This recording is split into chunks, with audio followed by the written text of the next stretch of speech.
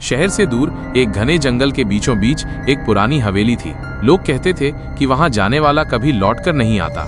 गांव के बुजुर्गों के अनुसार उस हवेली में कभी ठाकुर रणवीर सिंह रहते थे, जिनकी एक दुर्घटना में मौत हो गई थी।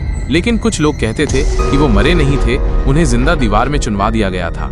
एक दिन 4 दोस्त और भी, अमित, प्रिया और नेहा मजे मजे में उस हवेली को देखने निकल पड़े। दोपहर को वे वहां पहुंचे।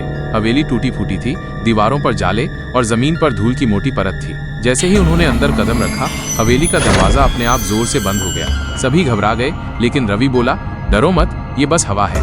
उन्होंने टॉर्च जलाकर हवेली का निरीक्षण शुरू किया। एक कमरा बहुत ठंडा था, जैसे वहां कोई अदृश्य शक्ति मौजूद हो। प्रिया ने देखा कि दीवार पर खून से लिखा था, मैं अभी भी यही हूँ। नेहा डर के मारे रोने लगी। अचानक एक भयानक चीख सुनाई दी। सब लोग भागे, लेकिन दरवाजा लॉक हो चुका था। तभी एक परछाई सीढ़ियों से उतरती हुई दिखी, लंबे बाल, बिना चेहरा और लहराता हुआ सफेद लिबास। कौन हो तुम?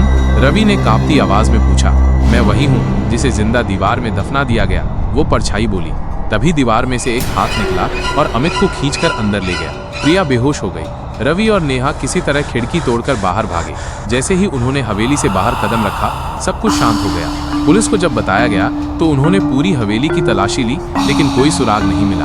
अमित का कोई नामो निशान नहीं था। आज भी जब अंधेरी रात होती है तो हवेली से किसी की चीखें आती हैं, जैसे कोई बाहर निकलने की गुहार लगा रहा हो। क्या आप कभी उस हवेली जाना चाहेंगे?